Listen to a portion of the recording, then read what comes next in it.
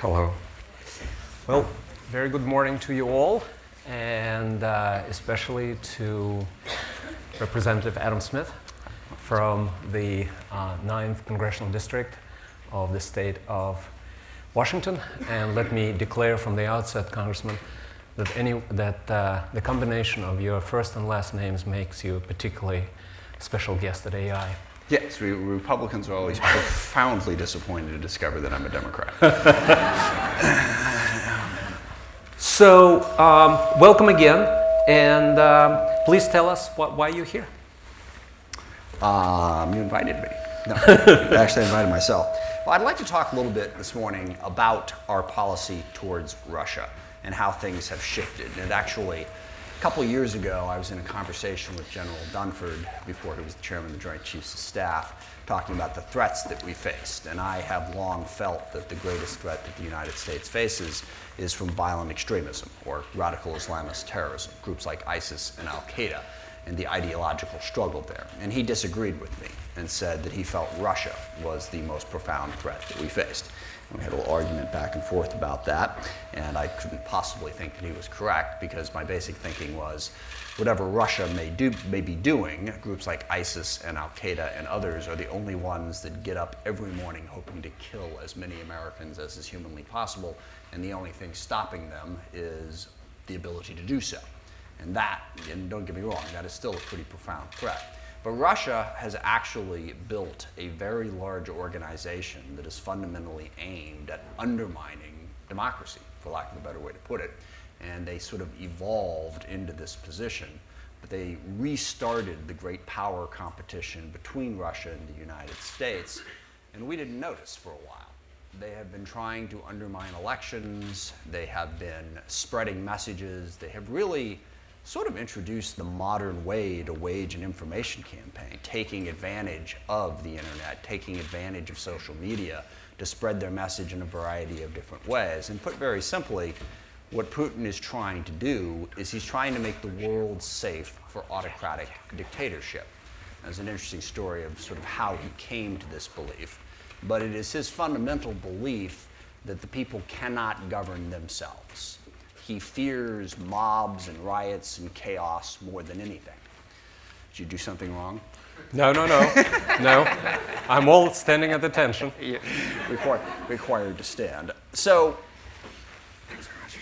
and part of that is to maintain control in Russia, because he does not want the Russian people to think that democracy is for them, or that they should have a free voice in their government, that they should have freedom of press or anything like that, because he wants to maintain control and power. But he's since started to spread that more broadly in his efforts to undermine the NATO alliance, his efforts to undermine the EU. And basically, he's not so much trying to take over these places at this point as he is trying to simply make them fail. Even with the Ukraine, to a certain degree, it's more a matter of making sure that the Ukraine doesn't fall into Western hands and is seen as a failure than it is a matter of taking over the Ukraine. And yes, they have been hacking into and using cyber warfare to try to influence elections, not just ours, but elections across Eastern and Western Europe and elsewhere, in a way to do that. He basically wants to make the case that liberal democracy doesn't work. Now, in Syria is another example of this. Assad is an ally and certainly gives Russia a port and support in a variety of different ways, but he's also an autocratic dictator. And Putin is going to want to support him to show that that's the best way to run it. In Libya, Russia is now, and I always forget the guy's name, but they're backing a similar autocratic dictator to sort of be the strong man to take over Libya. And like I said, part of this is a very heartfelt belief that this is the proper way to run a government, and that it's the only way that we can govern and have any sort of peace and stability in the world. Now, the reason this becomes more problematic is because Russia, as many of you probably know, is actually in a great deal of trouble, economically speaking. They have a shrinking population and an aging population. They don't have a very strong economy. They are dependent upon the price of oil, and Putin is not going to be able to fix that. Now, what he has unified the people around is the notion that Russia should be a great power. So he's unified them around the idea that Russia has been treated poorly. There was the whole experience under Boris Yeltsin where people sort of felt like they were a joke and the economy collapsed. So he has upheld his power, and he's actually rather popular in Russia because he's asserting himself again. They're not being pushed around by the United States or the West. And the threat that I see is, how long is that going to last? How long before the economy becomes so bad that President Putin feels like he needs to do something else to reinstill those feelings of nationalism? And more than anything, we need a comprehensive strategy to attempt to counter this, because they have a message and they're trying to deliver it. They are trying to undermine our allies, undermine democracy. You've heard, I'm sure, about what's been going on with Qatar and the other Arab nations in the conflict there.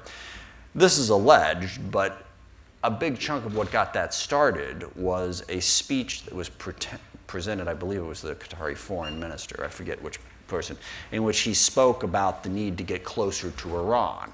And it was a very detailed speech about that. Only trouble is he never gave it.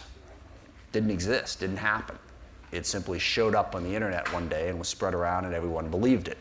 And it has been traced back to some of the same Russian hackers that have engaged in other things. This was Russia's way of, which isn't to say that there wasn't conflict between Qatar and Saudi Arabia and Egypt already, but this was just throwing gasoline on the fire to further destabilize the Middle East and destabilize the people, Saudi Arabia and others, who were trying to go against Assad and against Iran, which are Russia's partners.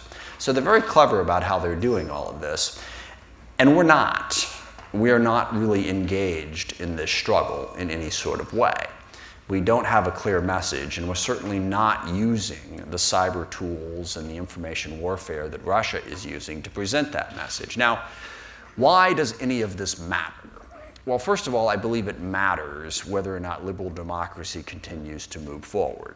I think it is the best form of government, and it is also the form of government that leads to a more peaceful result. If people have a voice in their government and feel like they have a voice in their government, perhaps more importantly, and are invested in it, you tend to have a more peaceful world. This was the post-World War II order that we set up.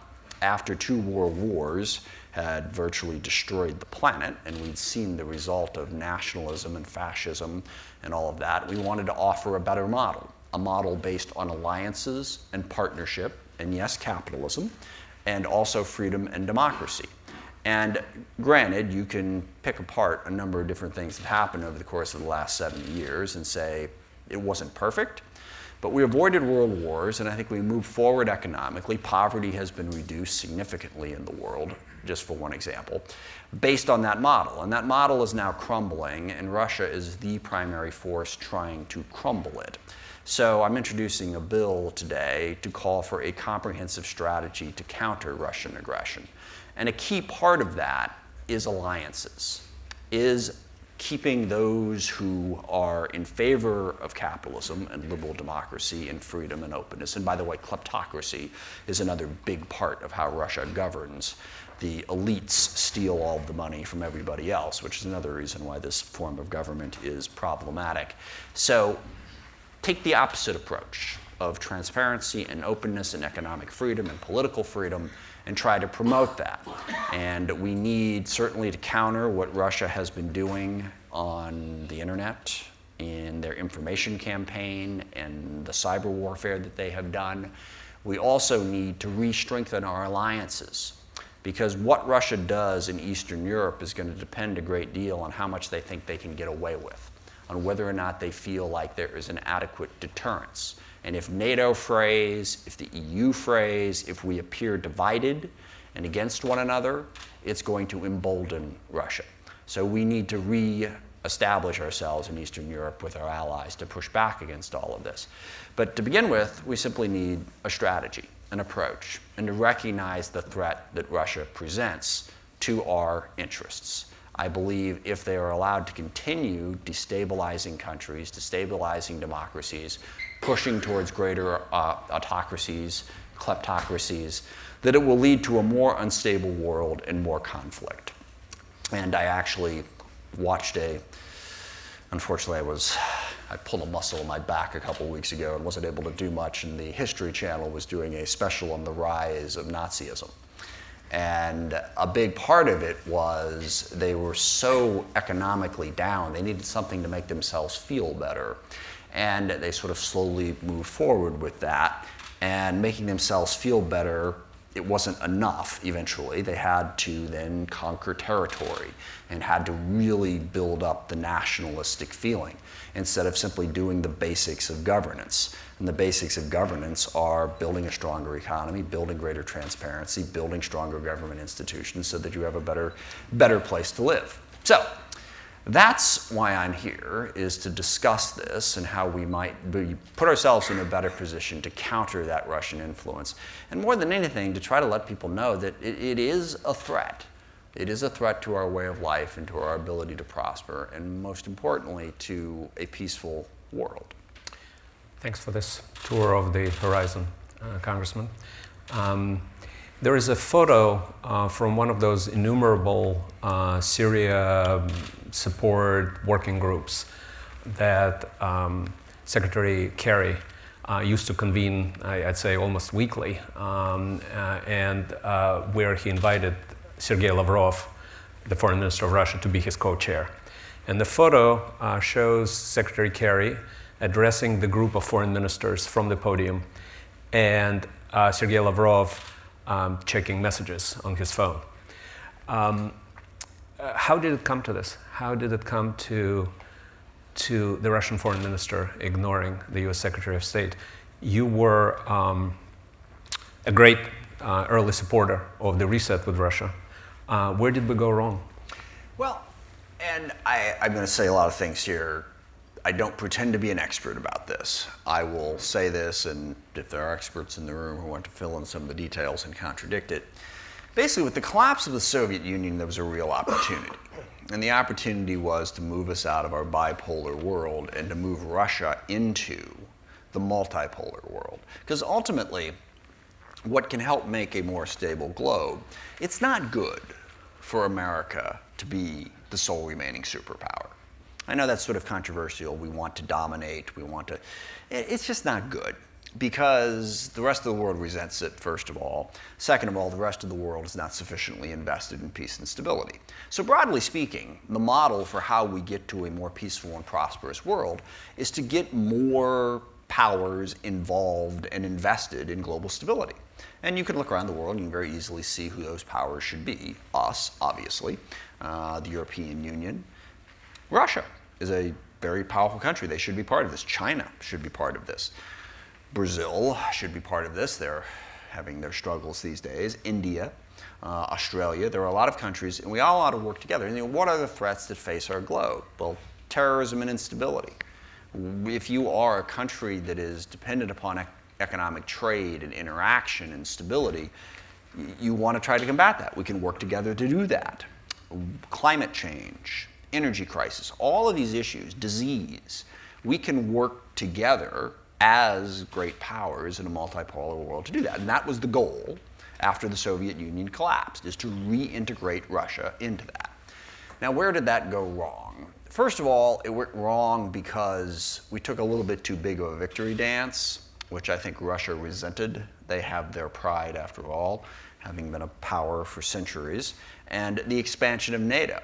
Whatever we may have said about it and whatever the truth may have been, they saw it as a threat. They saw it as the United States creeping towards their border. And they resented it. And it started to raise alarm bells within Russia. The second thing that happened, and this is something that I don't know exactly how to overcome. I was in Russia in 1998. And the basic things that we take for granted in our society, Russia has never been governed properly. And by never, I mean never. I mean in like hundreds of years. They went from czars to communists, and I don't know, little things stand out in you, but I remember talking to them over there, and I'm not sure if this is still true or not, but at the time, they didn't have mortgages. If you wanted to buy a home or buy a business, you couldn't borrow money to do it. Just the basic fundamental going forward, which obviously gave rise to a lot of the criminal oligarchs that took advantage of this. as, well, Ike Skelton said at the time, he led the Codel that we went there, he said, what Russia needs is they need more citizens. They need more people that understand what it means to be a citizen in a representative democracy, to participate in. But they didn't know. I mean, from where would they have learned this? How would they have learned how to govern themselves, how to have elections, how to do things? They hadn't done it. And so as the late 90s hit, in addition to the creeping of NATO and the feeling that Russia was being pushed into a second-tier status, their economy completely and utterly collapsed. Boris Yeltsin did not exactly put a positive image on the global stage. He appeared, at any rate, in different points, to be something of a clown, and Russia became a laughingstock, and they didn't much like this. So we lost that opportunity, and then came Putin.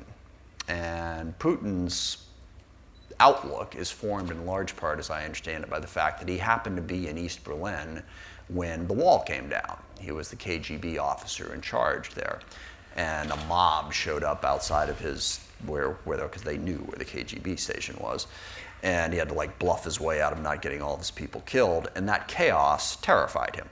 So he became convinced that a strong arm, strong iron fist, if you will, is the only way to govern the rabble. And then when he was put into power, there was still an opportunity when George W. Bush stared into his eyes and saw his soul, if we all remember that. There was still an opportunity here, I think. I'm not sure. You can't know for sure what was in Putin's mind.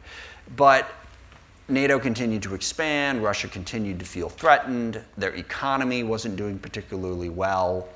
And so Putin decided that the way to unify his country was to get back to a us against them mentality, and to say that what's good for the West is bad for Russia, and to reassert itself. And they do this even militarily, as I'm sure you've heard. They're increasingly buzzing our coast and buzzing our planes and going by our ships just to show that. I mean, what's that going to accomplish? They're not going to do anything. It's just to show that they can, to show that they are a power that is not to be messed with.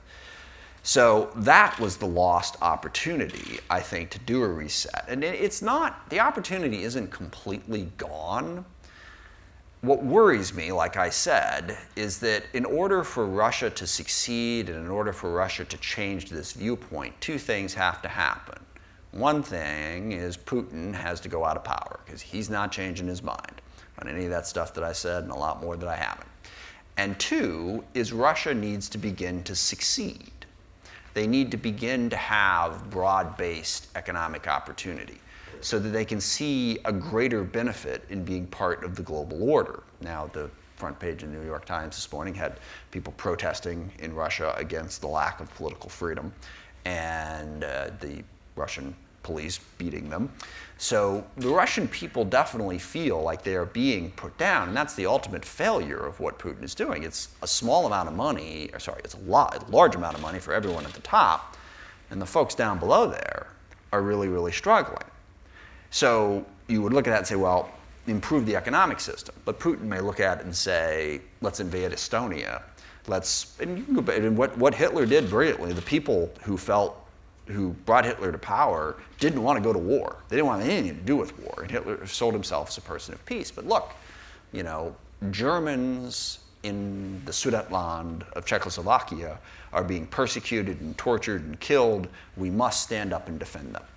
And he sort of slowly spread that message. And it's got an eerie similarity to Putin saying that ethnic Russians in Ukraine, in Estonia, and all the other places where there are large populations of ethnic Russians are being discriminated against and punished, and we must stand up and fight for them. And where does it stop if he starts doing that? You mentioned Syria. Let me go back to Syria because it worries me a great deal, and I'll explain why. Towards the very end of the Obama administration, late last year, Defense Secretary Ashton Carter said that in Syria, Russia was doing exactly the opposite of what it said it would do. Instead of attacking ISIS, it was attacking Nobody pro-Western. ever should believe that, by the way. Pro-Western, yeah, well, exactly. Right. My next point was that the only surprise in that, for most of us, was that the administration admitted it that late. But the fact remains that we are at odds, perhaps diametrically opposed in Syria. Yes. And just the other Saturday, last Saturday, in a phone call that, according to the Russian sources, was initiated by Secretary Tillerson, Sergei Lavrov told him in no uncertain terms that it's unacceptable for Russia that the US bombs pro-Assad militia, as they did. We struck pro-Assad militia. Now, what happens if, as I think he is very likely to do, Assad deploys chemical weapons again? And the Russia already, the Russians told Tillerson when he was in Moscow that any retaliation against that is unacceptable to Russia. I published a piece a short piece last year after our cruise missile attack on Assad following the chemical weapons attack by him. It was titled, "So what's the plan, Mr. President?" So what do you think the plan should be in Syria? I mean, we are in a very risky, untenable situation there. Yes, we are. And I think the Obama administration was very naive about that. The Trump administration, I don't know so much if they're naive or if there's a whole hell of a lot of other things going on there that are very, very troubling, which we can get into in a minute. But I was at a briefing that National Security Advisor McMaster was conducting, and they were still talking about working with Russia to get to an agreement to have a replacement for Assad. And I interrupted and said, you understand that that's simply not going to happen. Russia wants Assad in power, period, end of story, and they are never going to agree to anything else. And so we should stop wasting our time negotiating with the Russians over any of this. Even the notion of negotiating so-called safe zones. They negotiate them, and then Russia will bomb with their, they want Assad in power, and they don't care about anything else. So I think, first of all, we have to be very, very clear-eyed about that and understand that dealing with Russia on it isn't going to get us anywhere. Now, what can we do about it? There really isn't a lot we can do about it. I think what you're going to have in Syria, and I read something a little while ago, is something not as good, but along the lines of the Dayton Accord, where you simply divide up the country, where Assad's going to have his little piece, and hopefully the Kurds and some others are going to have their little piece, and that's going to be it. Because we're not going to get rid of Assad, and we can stop him from taking over the entire country, but we are not, unless we're willing to go into a full-scale war, which isn't in our best interests. So I think a stalemate in Syria is the best that we can hope for, and I think we need to stop being naive that we can somehow negotiate with the Russians over this. Well, you touched upon it in your introductory statement. I would like to go there again. I believe it was at the Council on Foreign Relations where you said, I quote, "Putin has made his decision, make no mistakes about it. He wants the West to be weakened because he views it in sort of Cold War mentality as a zero-sum game. As you said, what's bad for the West is good for Russia. I hope," and I quote you, "that we can find a way to convince him that this is not the case, but it's a significant challenge." I think this is exactly right. I think, but what's at the bottom of this attitude? And you actually touched on this, and I would like to for you to expand on this. I think part of the problem we have with Russia, and certainly China, is that America and Americans live largely in the present, whereas the Russians and the Chinese, in addition to living in the present, they live in the 11th century, are also operating in a very complex, often painful, wide historical plane, historical context. And in Russia, there's a very good book by Howard French, very recent book on the Chinese regime. And what he says there, I think, is almost 100% applicable to Russia. That is that the regime envelops itself and pushes on the people the narrative of resentment and recovery, resentment and restoration. And much of that narrative is based on falsifications. It's based sometimes on outright mythology, making it to look dubious to us, even ridiculous. But apparently, it's quite meaningful to the large segments of the Russian and Chinese populations, and that is the political constituency of Putin's regime. And to him, the opinion of that constituency and catering to it is much more important than the opinion of Western democracies. There's two very important things that you said. I'm sorry, I didn't want to cut you off. No, that's fine. Two very important things that you said there. And the one is, I could go off on a very, very far down a rabbit hole in explaining this, so I will try not to. But I've recently had an epiphany here that there is no truth anymore, and that what the internet has done and what the ability to alter images, Adobe has a presence in my district and they do the Photoshop and all of that. There is no reality anymore. That's overstatement. It can very easily be shaped. And I've always said, my very first campaign when I ran for the state senate, which is a very long story, but I was 23 years old and nobody thought I had a snowball's chance in hell. So I had to basically do it myself, just thinking about it. And it was a much calmer, more peaceful time in which not everyone was paying attention to every election in the world, so it was easy to do.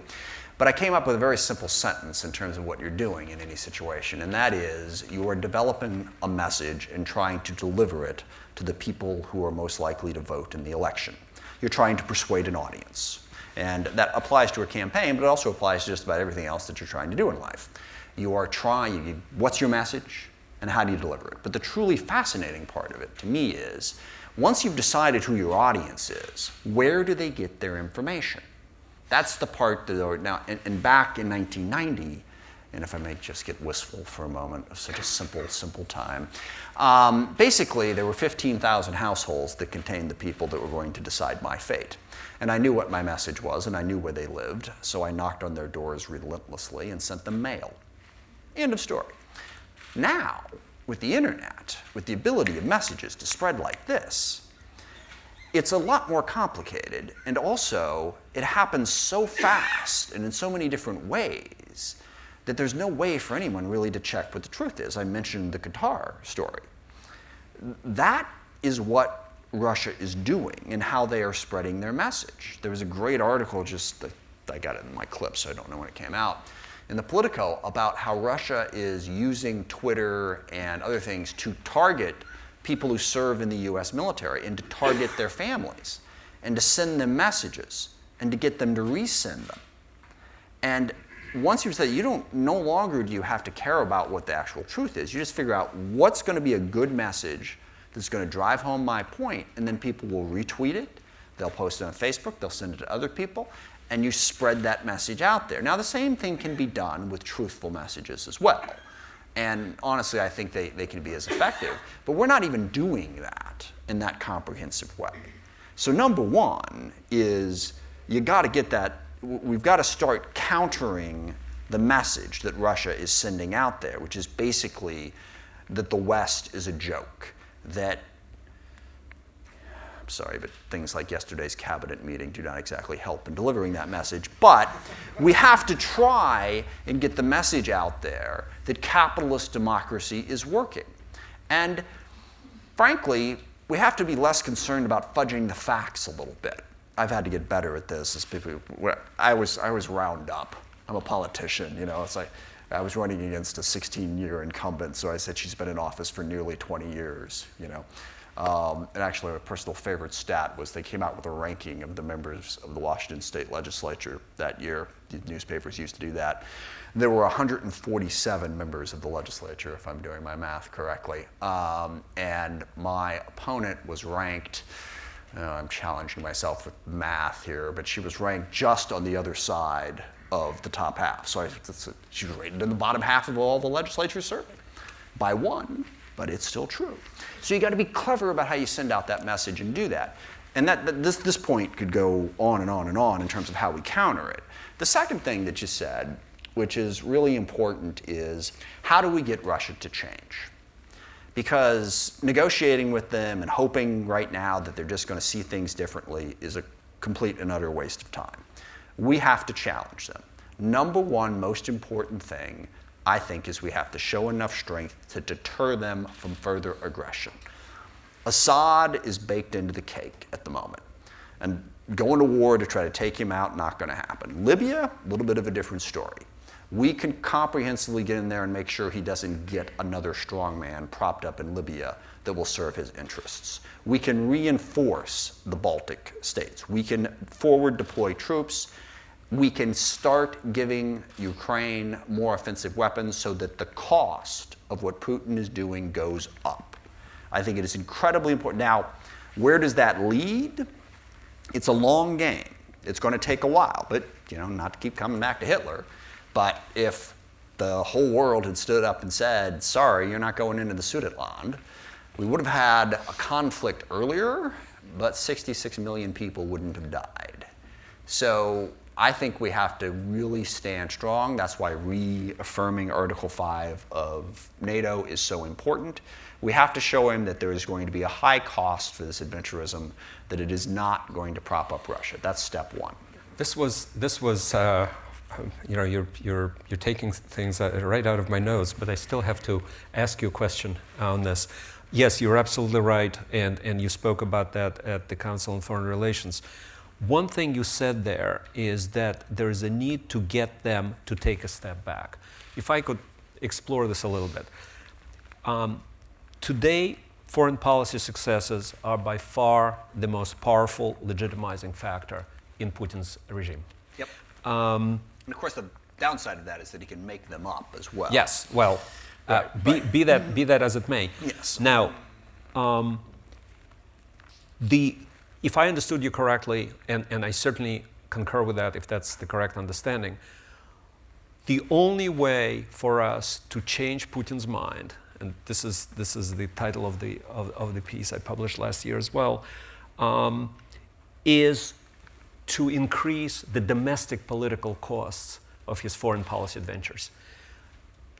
At the moment, the brilliant or seemingly brilliant sequence of successes is what compensates for a very dire straits of a Russian economy. And the idea, I think, the strategic plan ought to be to make Putin shift the basis of his legitimacy where it was before, largely 2012, that is continuing economic progress, which he cannot deliver unless he engages in very serious structural domestic political reforms to address the toxic domestic investment climate, which is at the bottom of Russia's economic straits today. How do we do that? I think, let me quote again, I believe you said to CNN that you and Chairman Matt Thornberry of the House Armed Services Committee and others, including Senator McCain, have called for more aggressively helping the Ukrainians against the Russian intrusion, giving them more weapons, more support, more help in a variety of different ways than the Obama administration has called for. The goal, I think, ought to be to make, in the eyes of Putin's key constituencies, which all that matters to him domestically because he's trying to save the regime and that's a political imperative, to make foreign policy not a source of national pride, not a sequence of brilliant, glamorous successes, but something like what happened in Afghanistan with the Soviet Union, source of embarrassment, remorse, and perhaps resentment. Is that the strategy? Well, yes, but this is just now occurring to me. But going back to my basic premise of develop a message and deliver it, we not only have to do that, but in this bizarre world that we're living in, I think it's even more important that we find ways to get messages to the Russian people about the failures of Putin. Now, this isn't going to happen overnight because Putin has, managed to gain a monopoly on the media. And again, there are certain domestic U.S. analogies here that are troubling that we can get into. But he has managed to spread his message. So let's say that we were successful in rolling him back into Ukraine. We not only have to be successful, we have to make sure that the bulk of the Russian people are aware of it. So I think it's even more important that we develop a cyber messaging effort, Voice of America. back in the day, where we have got to do what Putin is doing globally. You know, this again, it's all about a campaign. I never wanted my opponent to occupy a space. It would drive me crazy if there was a message out there in a given area and I had nothing to counter it. All right? Well, depending. I mean, if he was occupying a space that no one was paying attention to, then I was perfectly okay with that. But if it's a space that matters, to have your opponent dominate it is death. And right now, this messaging on the internet, Putin is occupying that space. So in addition to what you said, I think we have to get incredibly aggressive about planting news stories, about getting the message into the Russian people. And I'm not saying it's easy, and this is way beyond my area of expertise in terms of how you would go about doing this. But we have to start doing that. And of course we have to, what's the message to begin with?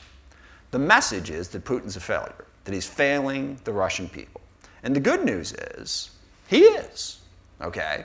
When you look at the economy of Russia, when you look at the utter lack of the middle class, when you look at the kleptocracy, the way they run the thing, the lack of opportunity for your average Russian person, the facts are on our side. But we've got to get that message out. And then we also have to find ways to get a message out about how what he's doing in foreign policy is not working. And there's a whole bunch of different ways to do that. But we don't have anybody even working on it right now. Well, you and I should meet separately because as a member of the governor of broadcasting boards of governors, we do things. And yeah, but we don't give you enough money to do it. Now you're talking. No, and we apparently want to give you less. Yes. And look, aircraft carriers are beautiful things, but these days information is what it's all about. Yep. Honey to my ears. But let us now touch on the elephant that's been in the room. And just before we go to questions, I wanted to your comment, and that is the Russian-American hacking, the Russian operation, the DNC, and so on. You told a CNN interviewer, I quote, the important point is what Russia is doing, not just the DNC, but all around the world, undermining the alliances that we have that kept peace and stability in the world, different groups that we have formed, the alliances we have. Russia wants all that crumble. I think this is exactly right because you're putting the American hacking, DNC, and so on and so forth in a much wider context. I mean, look, the Russians started hacking Estonia 10 years ago. Then there followed Ukraine, there followed Turkey, innumerable countries and institutions until it finally surfaced in the US. Yes, it's an important segment of their operation, but just only one. And then you continued by saying, I hope we can get past the partisanship. I, for one, am over the election. Donald Trump won. He's the president. Okay, I hope he does the job. I hope he stops worrying about how that makes his election look and starts worrying about what the Russians are going to do to take away the very freedoms that so many Republicans claim to hold dear. I think this is a very good place for us to have your concluding comments before we go to question and answers. Sure. How to put this exactly? Well, the concern that I have is that our president is operating off of a different agenda than even his own cabinet. And I don't know what that agenda is. I could speculate, and I probably will in a few seconds. But so you've got the Secretary of State saying, all right, Qatar is unbelievably important to the United States. We've got the Central Command there. Whatever differences may exist between them and Saudi Arabia and these other places, we need to resolve this as quickly as possible. The Secretary of State, who works for the president, last time I looked at the flow chart. An hour later, President Trump is like, and I understand the Democrats are not supposed to use the F word anymore, so I won't. To hell with that. Qatar's a bad actor, and we got to take him down. Okay, so this is the president, this is Secretary of State, and they seem to be in different places. President Trump's entire national security team agreed in the speech he gave, I believe it was in Brussels, that he needed to reaffirm Article 5. As I understand it, it was in, and again, I hate the fact that they don't let me swear anymore, it was in the speech, and he simply chose not to say it. Everybody in his White House wanted him to do it. He chose not to say it. They had to roll Pence out the next day to say it. Now, I and a bunch of other people led a letter to the president saying, look, I know it seems sort of petty, but you need to say it. And he kind of did the other day in a grudging sort of, well, yeah, of course, it's hard. Sort of like my son agreeing to take out the garbage.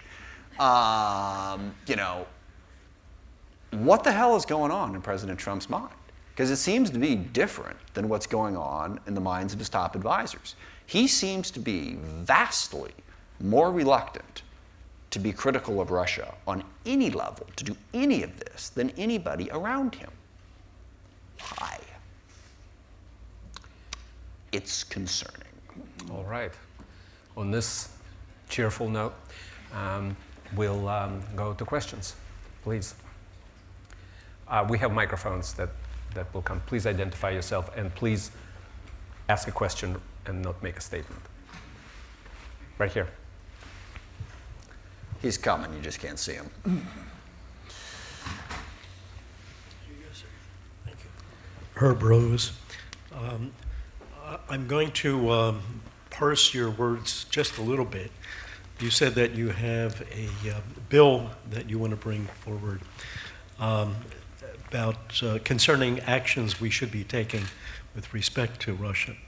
I wonder if you could be a little bit more specific about what might be in that bill, and also what the chances of success might be after you just mentioned it, the attitude of the president and perhaps a lot of his supporters in the Republican side.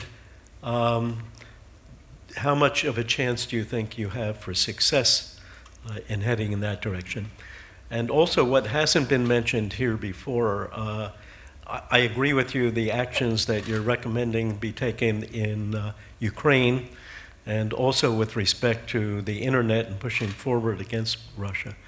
But what about increasing sanctions? Because I'm betting once you get into what was discussed by a lot of the people prior to the election and immediately after election, Flynn and some of the other people, sanctions were being discussed there. I would speculate, I don't know, but I think that's what Russia is most concerned with today, the sanctions taken against it, or at least what Putin is most concerned with.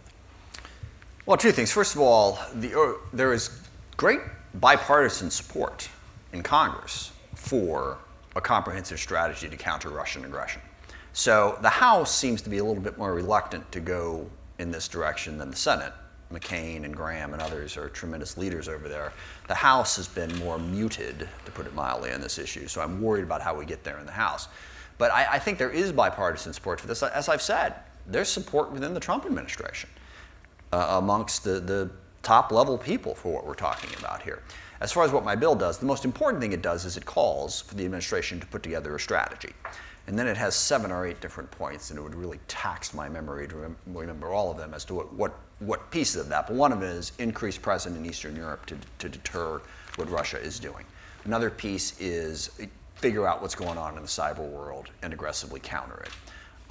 Another piece is the messaging, to really understand the broad effort that Russia is making to plant news stories and advance a narrative. There's like 7 or 8 different suggestions as to what that strategy should look like and what some of the key components of it. I'm sorry, I left out the one that's most important to me. Re-strengthen our alliances, re-strengthen NATO, re-strengthen the EU. Basically build up supporters from the notion that we need to counter this Russian aggression, and there are people who want to do that. So I do think it has a decent chance of getting broader support, because there is bipartisan support for this concern. The president's not helpful. but hopefully we can sort of move that around to a different, more positive direction. I think, did I miss one element of your question? I think that was... Well, pushing sanctions. Oh, sanctions, that's right. You know, it's interesting. I'm happy to push sanctions and all of that. But the thing that I'm cautious about is the more desperate Russia becomes, the more you put them into a position where nationalism is the only card they have left to play.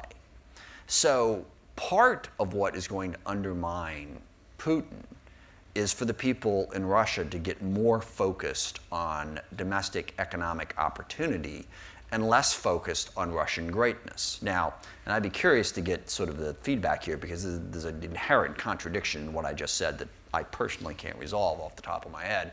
Because on the one hand, we want to make it clear to the Russian people that Putin is a failure, that he is not providing for them, he is not taking care of them. On the other hand, to the extent it gets pushed too far, it's like, you know, you want the dog calmed down, you don't want him backed into a corner. Backed into a corner where there's no economic opportunity, and if Putin can blame the rest of the world for doing that to them instead of owning it, does that make it more difficult for us to get them away from looking at nationalism and greater Russia and all of that? And I don't have the sort of granular understanding that, you know, my colleague here has of, you know, Russian society to know, you know, sort of where the Russian people would come down on that. But starving Russia strikes me as a double-edged sword, would be the better way to sum up what I said. Excellent. Another question right here.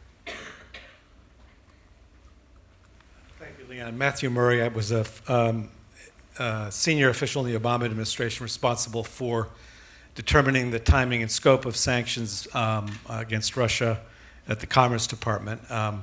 My question is, I want to stick with this very difficult issue which you've articulated very well, which is in a world in which the President Putin has made it clear that he does not believe in a non-zero-sum game, that he doesn't have a way of thinking about a world in which the United States and Russia can win simultaneously.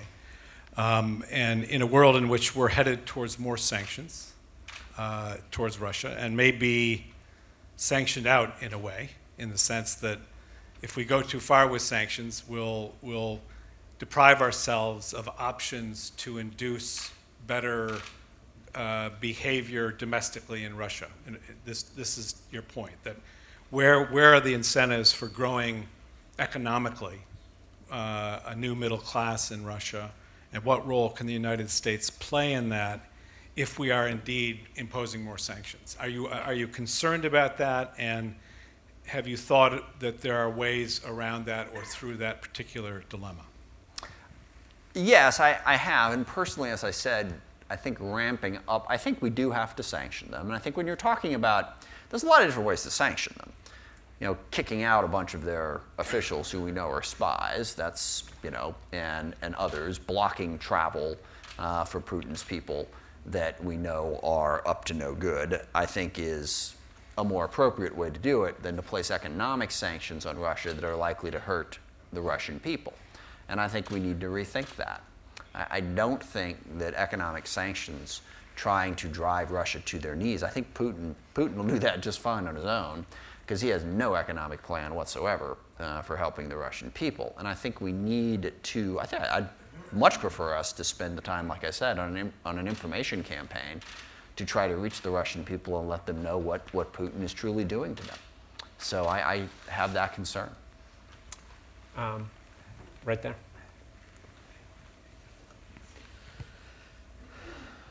Thank you. Alice Olstein with Talking Points Memo. I wanted to ask if the congressman could respond to the Bloomberg report on Russian hacking efforts targeting state election systems, many more states than were previously known, as many as 39. Does that fit with briefings you've received? Yeah. And it's really rather concerning, because I know the conclusion has been reached that Russia was unable actually to alter what happened at our voting machines. But how would you know? And this was something that was a big issue. I remember Congressman Rush Holt made this a signature piece of his. When you have these machines where it is done by computer, and there's no paper ballot and there's no paper receipt, a recount doesn't matter, because you're simply recounting what the computer said. You don't know how people actually voted. I think the security of our voting system is enormously important. And I think we need to go, you ought to require paper receipts in addition to what goes on within the computer to know. Because you don't know what happened. And sorry, this is kind of off topic, but the Republicans have many talking points that drive me crazy. But one of the ones that is right at the top of the list is you can't prove that Russian interference changed a single vote. I also can't prove that the moon's made of cheese. What the hell's that got to do with anything? Of course you can't. You can't prove that a given ad changed it. It's got nothing to do with nothing, all right? Russia tried to alter our election, and ultimately they got the result that they wanted. What made a given voter decide? This is a subconscious thing that I've long understood on a good level, that people subconsciously vote as much as they consciously vote for certain things. So we need to get away from this idea that if you can't prove that Russia's activity changed a single vote, then really, it's not a big deal, right? No, it's an enormous deal, because what they're doing is undermining our democracy. And if they could go into if they could hack into those computer systems and change the votes in certain places, they would absolutely do it. There's no question about it. And how can we prove whether they did or didn't? I don't know. Again, I'm out of my depth in terms of understanding what you can forensically get out of a computer system. But the security of our electoral system, state by state, is something that I think we need to pay a great deal more attention to. All right. Please, right here. Yes. And then there's a guy on the other side of the room here who's been desperate to get in. Oh. And you're looking this way, I'm looking that way. Okay. And he's looking at me All like, right, so let's do that. Yes. No, go ahead, and and then we'll go to you next. Go ahead. I'm John Zebri with the DoD. Just two quick questions.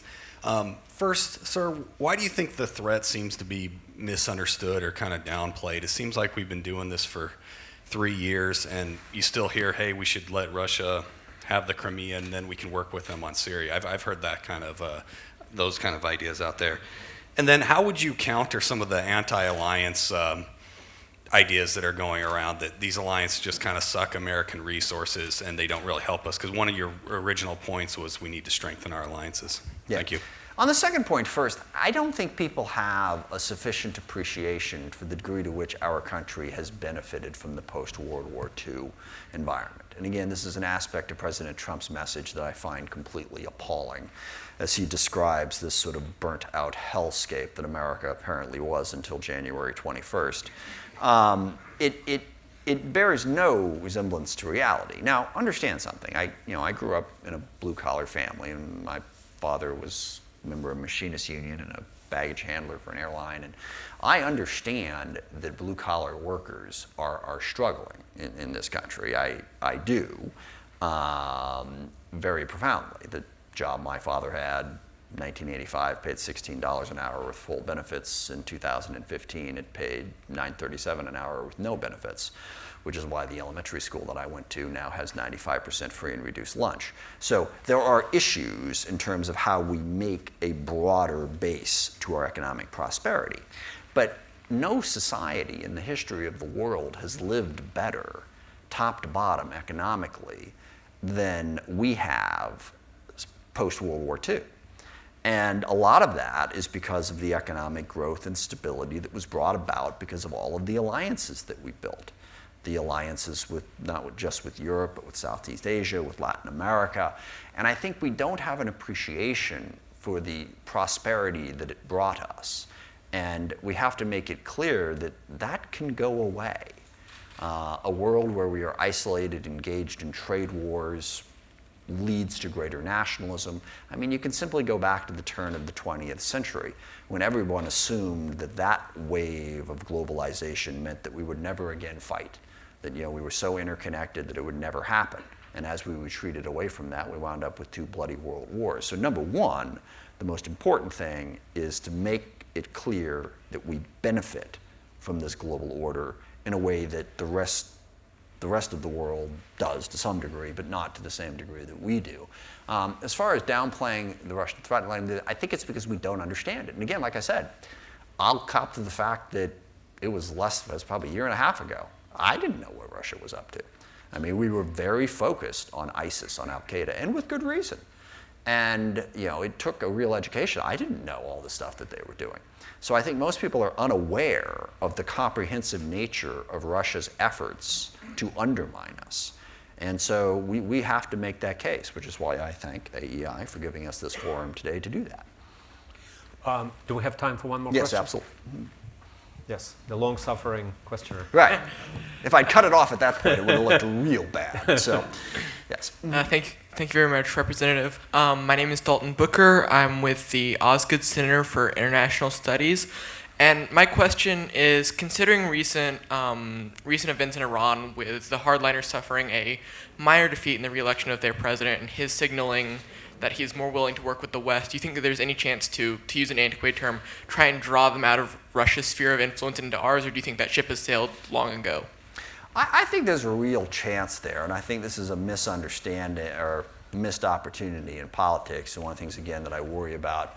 And I'll be interested to see how the president squares this particular circle, because, as I said, he has shown an affinity for Russia and an unwillingness to criticize them that is truly remarkable. But at the same time, he's very much all about how bad Iran is.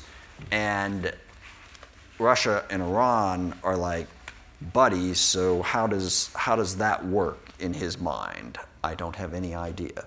So I'd be curious to see how that played out. But look, we should not be choosing sides in the Sunni-Shia civil war.